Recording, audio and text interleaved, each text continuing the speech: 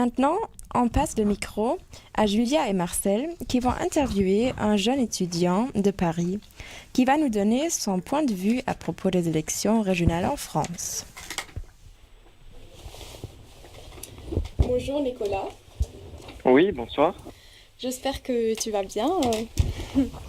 Oui, très bien, Ouais. merci. Merci d'être en ligne. Marcel et moi, on t'appelle ce soir pour avoir ton avis sur les résultats des élections régionales de décembre dernier en France. Et donc, tu en as peut-être entendu parler que nombre d'Allemands se demandent pourquoi ou comment 30% des Français ont pu voter pour un parti qui rappelle aux Allemands les heures les plus sombres de l'histoire de leur pays. Donc, tout d'abord, dis-nous, tu es allé voter et comment était l'ambiance au bureau de vote? Alors, je suis allé voter pour le premier tour et le deuxième tour, et l'ambiance était assez normale en fait. Il y avait pas d'ambiance particulière, mais avec une mobilisation plus ou moins normale, peut-être un petit peu plus que d'habitude, mais il n'y avait pas d'ambiance particulière pour ces élections-là. D'accord. C'est intéressant. Les résultats des élections de décembre t'ont surpris ou choqué? Est-ce que tu t'attendais à ce que le FN atteigne ces résultats historiques? Alors non, j'ai pas été surpris par les résultats du Front National, même s'ils restent choquants. On s'attendait à un haut résultat et on n'a pas été déçus pour le premier tour.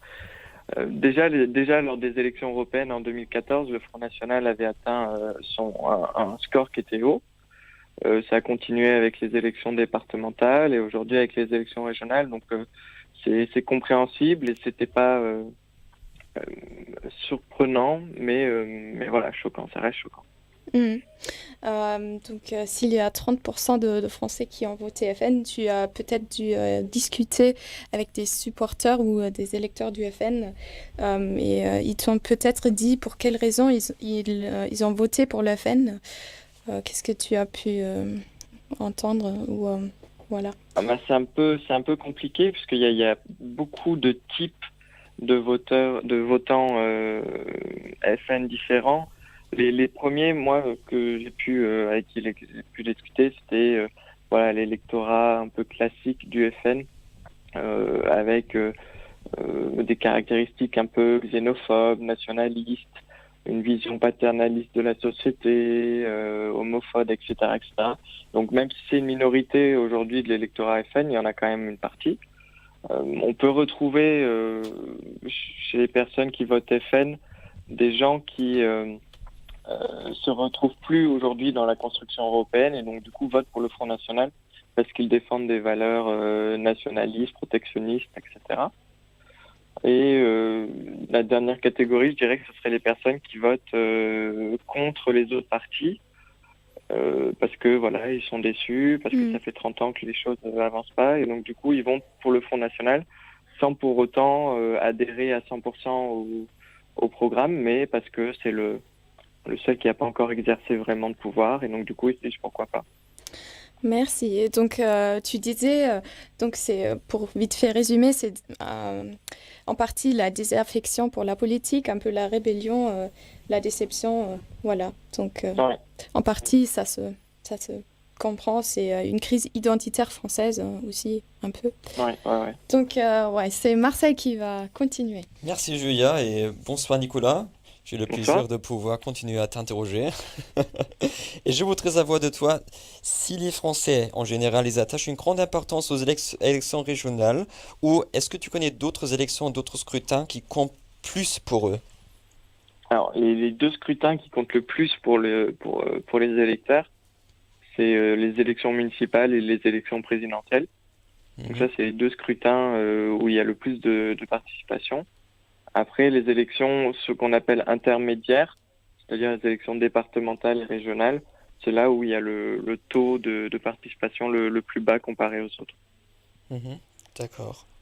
Ce qui m'intéresse en ce qui concerne l'école, l'éducation, est-ce que l'éducation, en particulier l'éducation politique, est-ce qu'elle joue un grand rôle au collège et au lycée ou plutôt pas? Euh, je crois pas qu'il y ait dans les cursus scolaires une réelle éducation sur les questions politiques.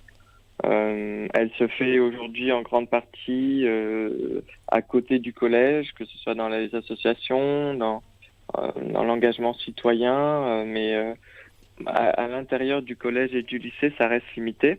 Mhm.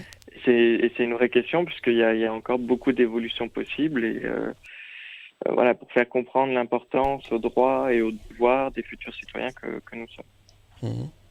Tu as parlé des régions, des départements, et je voudrais savoir si tu vois un lien direct entre les résultats électoraux du FN dans certaines régions françaises et leur tradition politique et leur situation économique.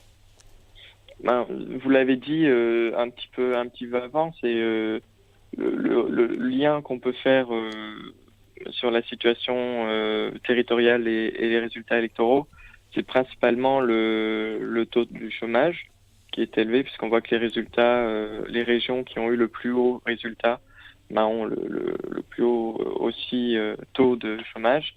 Mhm. Mais voilà, ça reste qu'une partie de l'explication du vote FN.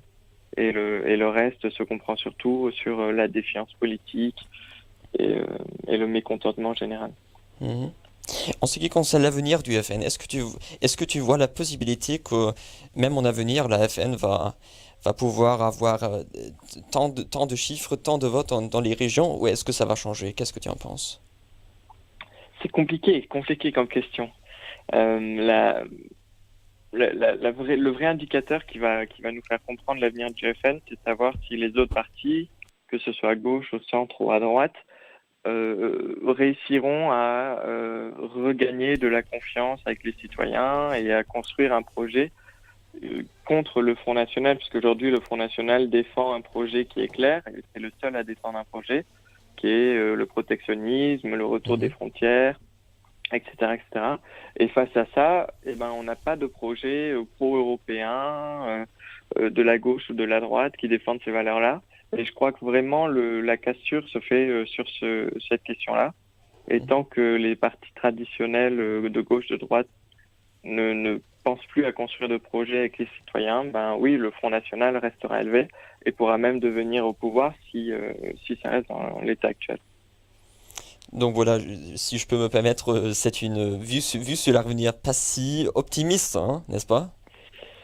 Ben non, après, c'est à nous aussi, en tant que citoyens, de pousser les responsables politiques à évoluer, à bouger et à construire un projet avec eux. Mais effectivement, si pour 2017, imaginons, on a encore les mêmes responsables politiques qu'il y a Mhm. 7 ans ou 5 ans ou 10 ans, ben, c'est possible que le Front National puisse avoir un très haut score.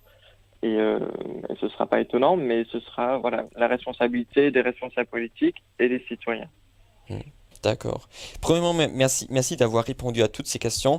Et si, on te souhaite encore Avec plaisir une et bonne merci soirée à vous. et peut-être à une prochaine fois, hein.